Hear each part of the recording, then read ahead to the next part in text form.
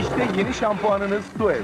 Provitamin B5 katkılı Suev'le saçlar şimdi daha temiz, daha parlak, daha canlı, daha heyecanlı. Suev, bizim takımın şampuanı. İngilizlerle anlaşan padişah, Mebusan Meclisi üyelerine siz kim oluyorsunuz diyordu. Bir millet var, koyun sürüsü. Buna bir çoban lazım. O da benim.